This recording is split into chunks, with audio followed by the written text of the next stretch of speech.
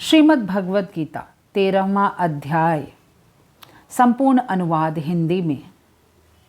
चलिए जानते हैं कि इस अध्याय का नाम क्या है और क्यों इस अध्याय का जो नाम है वही पड़ा। तो क्षेत्र मतलब शरीर और क्षेत्रज्ञ मतलब आत्मा परस्पर अत्यंत विलक्षण है। केवल अज्ञान से ही इन दोनों की एकता सी हो रही है। क्षेत्र जड़, विकारी, क्षणिक और नाशवान है एवं क्षेत्रज्ञ चेतन, ज्ञान स्वरूप, निर्विकार, नित्य और अविनाशी है। इस अध्याय में क्षेत्र और क्षेत्रज्ञ दोनों के स्वरूप का उपयुक्त प्रकार से विभाग किया गया है। इसीलिए इसका नाम क्षेत्र क्षेत्रज्ञ विभाग योग रखा गया है। अतएव निर्गुण निराकार का तत्व अर्थात ज्ञान योग का विषय भली भांति समझाने के लिए 13वें अध्याय का आरंभ किया जाता है। इसमें पहले भगवान क्षेत्र मतलब शरीर तथा क्षेत्रज्ञ मतलब आत्मा के लक्षण बतलाते हैं और भगवान कहते हैं कि हे अर्जुन, यह शरीर क्षेत्र इस नाम से कहा जाता है और इसको जो जानता है उसको क्षेत्रज्ञ इस नाम से उनके तत्व को जानने वाले ज्ञानी जन कहते हैं। इस प्रकार क्षेत्र और क्षेत्रज्ञ के लक्षण बतलाकर अब क्षेत्रज्ञ और परमात्मा की एकता करते हुए ज्ञान के लक्षण का निरूपण करते हैं। तो कहते हैं कि हे अर्जुन, तू सब क्षेत्रों में क्षेत्रज्ञ अर्थात जीवात्मा भी मुझे ही जान और क्षेत्र क्षेत्रज्ञ का अर्थात विकास सहित प्रकृति का और पुरुष का जो तत्व से जानना है वह ज्ञान है, ऐसा मेरा मत है। क्षेत्र और क्षेत्रज्ञ का पूर्ण ज्ञान हो जाने पर संसार भ्रम का नाश हो जाता है और परमात्मा की प्राप्ति होती है। अतएव क्षेत्र और क्षेत्रज्ञ के स्वरूप आदि को भली भांति विभाग पूर्वक समझाने के लिए भगवान कहते हैं कि वह क्षेत्र जो और जैसा है तथा जिन विकारों वाला है और जिस कारण से जो हुआ है, तथा वह क्षेत्रज्ञ भी जो और जिस प्रभाव वाला है, वह सब संक्षेप में मुझसे तो सुन। अब तीसरे श्लोक के अर्थ में क्षेत्र और क्षेत्रज्ञ के जिस तत्व को संक्षेप में सुनने के लिए भगवान ने अर्जुन से कहा, अब उसके विषय में ऋषि वेद और ब्रह्म सूत्र की उक्ति का प्रमाण देकर भगवान ऋषि वेद और ब्रह्म सूत्र को आदर देते हैं और कहते हैं कि यह क्षेत्र और क्षेत्रज्ञ का तत्व ऋषियों द्वारा बहुत प्रकार से कहा गया है और विविध वेद मंत्रों द्वारा भी विभाग पूर्वक कहा गया है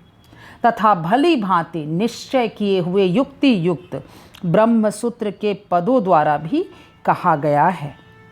इस प्रकार ऋषि वेद और ब्रह्म सूत्र का प्रमाण देकर अब भगवान तीसरे श्लोक के अर्थ में यत पद से कहे हुए क्षेत्र का और यद्विकारी पद से कहे हुए उसके विकारों का अगले 2 श्लोकों के अर्थ में वर्णन करते हैं और कहते हैं कि 5 महाभूत अहंकार, बुद्धि और मूल प्रकृति भी तथा 10 इंद्रियां, 1 मन और 5 इंद्रियों के विषय अर्थात शब्द, स्पर्श, रूप, रस, गंध तथा इच्छा, द्वेष, सुख, दुख, स्थूल देह का पिंड, चेतना और धृति, इस प्रकार विकारों के सहित यह क्षेत्र संक्षेप में कहा गया है। इस प्रकार क्षेत्र के स्वरूप और उसके विकारों का वर्णन करने के बाद अब जो दूसरे श्लोक में यह बात कही गई थी कि क्षेत्र और क्षेत्रज्ञ का जो ज्ञान है वही मेरे मत से ज्ञान है, उस ज्ञान को प्राप्त करके साधनों का ज्ञान के नाम से ही 5 श्लोकों के अर्थ द्वारा वर्णन करते हैं और कहते हैं, श्रेष्ठता के अभिमान का अभाव, दंभाचरण का अभाव, किसी भी प्राणी को किसी भी प्रकार न सताना, क्षमा भाव, मन वाणी आदि की सरलता, श्रद्धा भक्ति सहित गुरु की सेवा, बाहर भीतर की शुद्धि, अंतःकरण की स्थिरता और मन इंद्रियों सहित शरीर का निग्रह। इस लोक और परलोक के संपूर्ण भोगों में आसक्ति का अभाव और अहंकार का भी अभाव, जन्म मृत्यु जरा और रोग आदि में दुख और दोषों का बार बार विचार करना, पुत्र स्त्री घर और धन आदि में आसक्ति का अभाव, ममता का ना होना तथा प्रिय और अप्रिय की प्राप्ति में सदा ही चित्त का सम रहना, मुझ परमेश्वर में अनन्य योग के द्वारा अव्यभिचारिणी भक्ति तथा एकांत और शुद्ध देश में रहने का स्वभाव और विषयासक्त मनुष्यों के समुदाय में प्रेम का ना होना, आध्यात्म ज्ञान में नित्य स्थिति और तत्व ज्ञान के अर्थ रूप परमात्मा को ही देखना, यह सब ज्ञान है और जो इससे विपरीत है वह अज्ञान है, ऐसा कहा है। इस प्रकार ज्ञान के साधनों का ज्ञान के नाम से वर्णन सुनने पर यह जिज्ञासा हो सकती है कि इन साधनों द्वारा प्राप्त ज्ञान से जानने योग्य वस्तु क्या है और उसे जान लेने से क्या होता है। उसका उत्तर देने के लिए भगवान अब जानने के योग्य वस्तु के स्वरूप का वर्णन करने की प्रतिज्ञा करते हुए उसके जानने का फल अमृत तत्व की प्राप्ति बतलाकर 6 श्लोकों के अर्थ में जानने के योग्य परमात्मा के स्वरूप का वर्णन करते हैं और कहते हैं कि जो जानने योग्य है तथा जिसको जानकर मनुष्य परमानंद को प्राप्त होता है उसको भली भांति कहूँगा, वह अनादि वाला परब्रह्म न सत ही कहा जाता है न असत ही। इस प्रकार ज्ञेय तत्व के वर्णन की प्रतिज्ञा करके उस तत्व का संक्षेप में वर्णन किया गया, परंतु वह ज्ञेय तत्व बड़ा गहन है। अतः साधकों को उसका ज्ञान कराने के लिए सर्वव्यापकत्वादि लक्षणों के द्वारा उसी का पुनः विस्तार पूर्वक वर्णन करते हैं और कहते हैं कि वह सब ओर हाथ पैर वाला, सब ओर नेत्र सिर और मुख वाला तथा सब ओर कान वाला है, क्योंकि वह संसार में सबको व्याप्त करके स्थित है। ज्ञेय स्वरूप परमात्मा को सब ओर से हाथ पैर आदि समस्त इंद्रियों की शक्ति वाला बतलाने के बाद अब उसके स्वरूप की अलौकिकता का निरूपण करते हैं और कहते हैं कि वह संपूर्ण इंद्रियों के विषयों को जानने वाला है, परंतु वास्तव में सब इंद्रियों से रहित है तथा आसक्ति रहित होने पर भी सबका धारण पोषण करने वाला और निर्गुण होने पर भी गुणों को भोगने वाला है। वह चराचर सब भूतों के बाहर भीतर परिपूर्ण है और चर अचर रूप भी वही है, और वह सूक्ष्म होने से अविज्ञेय है तथा अति समीप में और दूर में भी स्थित वही है।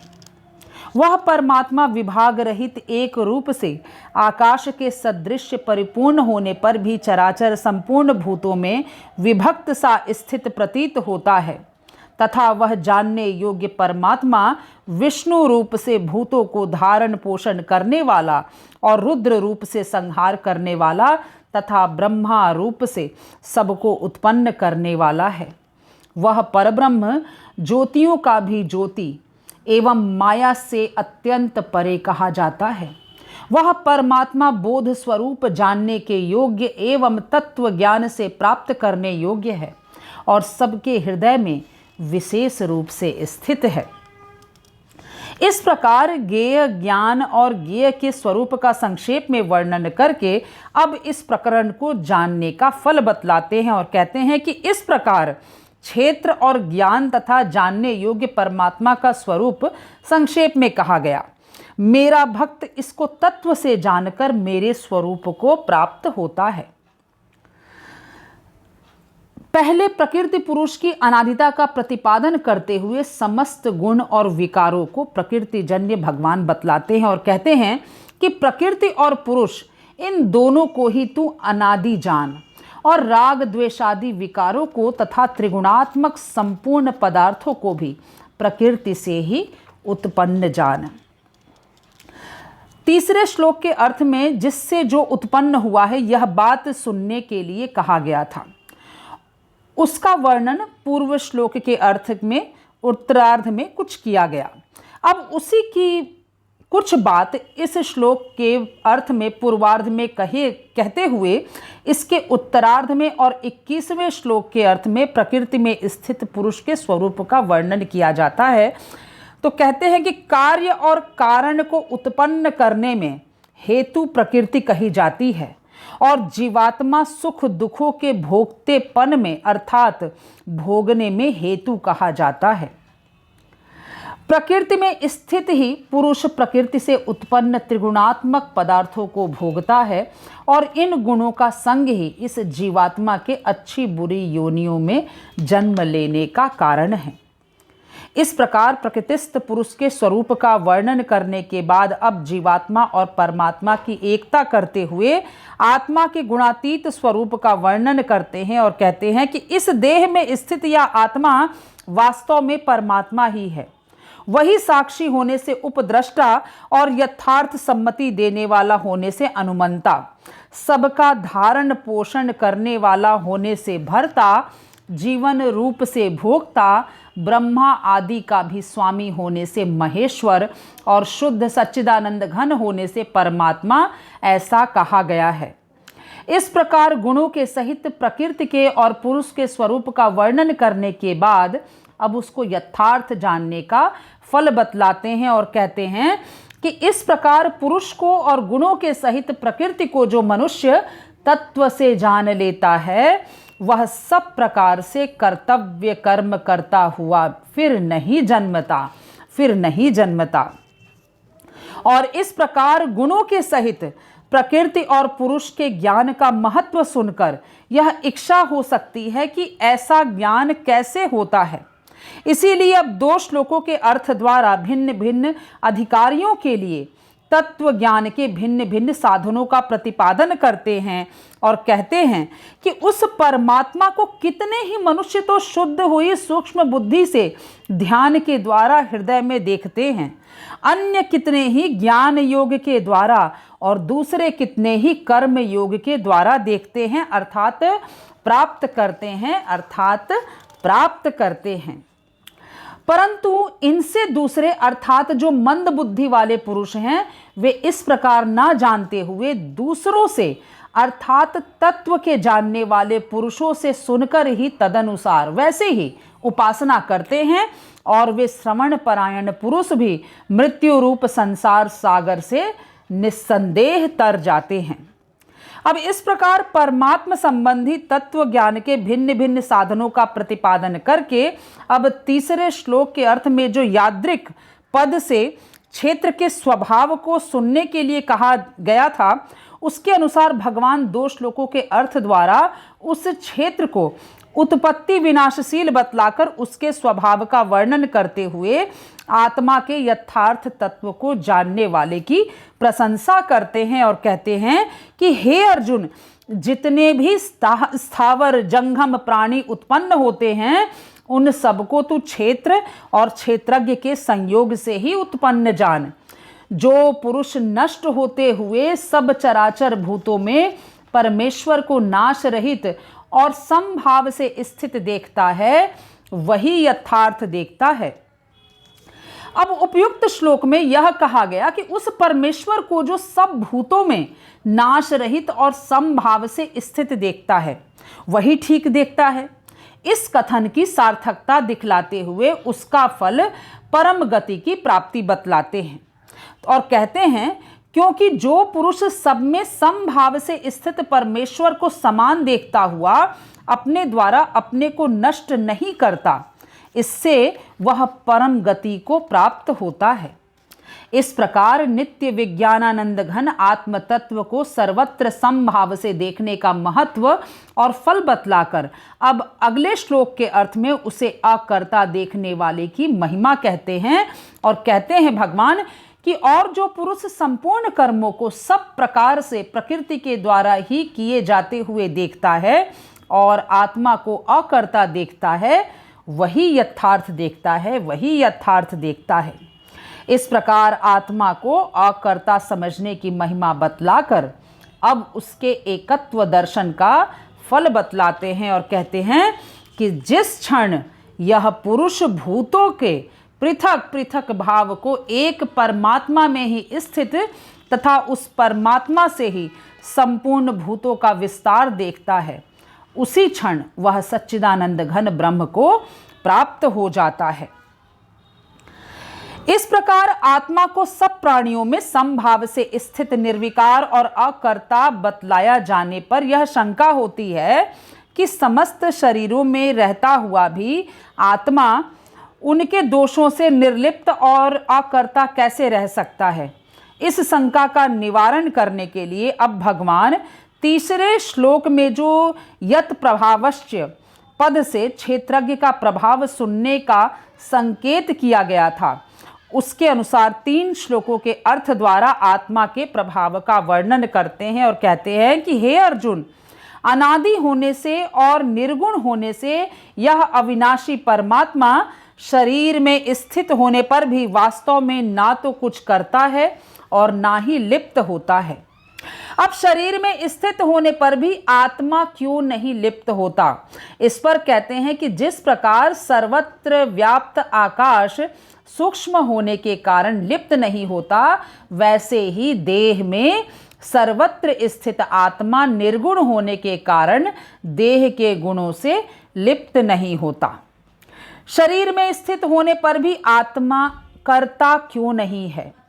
इस पर कहते हैं कि हे अर्जुन, जिस प्रकार एक ही सूर्य इस संपूर्ण ब्रह्मांड को प्रकाशित करता है, उसी प्रकार एक ही आत्मा संपूर्ण क्षेत्र को प्रकाशित करता है। अब तीसरे श्लोक के अर्थ में जिन 6 बातों को कहने का भगवान ने संकेत किया था, उनका वर्णन करके अब इस अध्याय में वर्णित समस्त उपदेशों को भली भांति समझने का फल परब्रह्म परमात्मा की प्राप्ति बतलाते हुए इस अध्याय का उपसंहार करते हैं और कहते हैं कि इस प्रकार क्षेत्र और क्षेत्रज्ञ के भेद को तथा कार्य सहित प्रकृति से मुक्त होने को जो पुरुष ज्ञान नेत्रों द्वारा तत्व से जानते हैं, वे महात्मा जन परब्रह्म परमात्मा को प्राप्त होते हैं, परमात्मा को प्राप्त होते हैं। तो ओम तत्सदिति श्रीमद् भगवद गीता सुपनिषत्सु ब्रह्म विद्यायाम योग शास्त्र से कृष्णार्जुन संवादे क्षेत्र क्षेत्रज्ञ विभाग योगो नाम 13 अध्याय। जय श्री कृष्ण।